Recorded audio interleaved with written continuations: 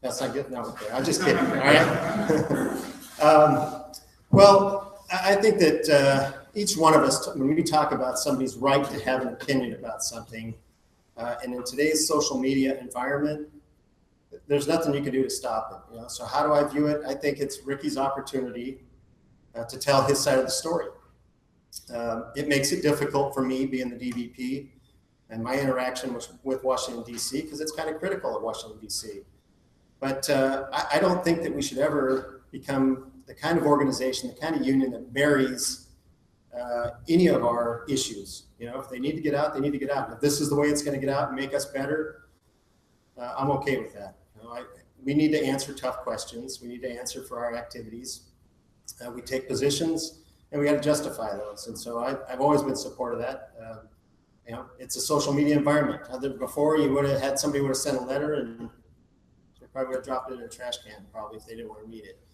But it seems to be viewed by a number of people. So I think as the incumbent here and the successor to Ricky, I take the information. I'm going to get asked questions. I get asked questions about those things, and I think it's my responsibility to provide answers. And if the answer is it's not true, then that's the answer. And so when I interact with the Washington, D.C. Office, I get phone calls quite often about these things, about what's going on out in the 7th District. And, you can only control a certain number of things. And if D.C. can control all of it, there would be no such thing as the Turnout blog or Eric Lamar. So it is what it is. I think it's, first and foremost, I think it's disrespectful. It's hypocritical. I think there's other ways that this organization provides through processes. One, I respect Ricky Walsh and I respect the work he did, but he never taught us to go to Facebook when we have a problem and start a Jerry Springer week.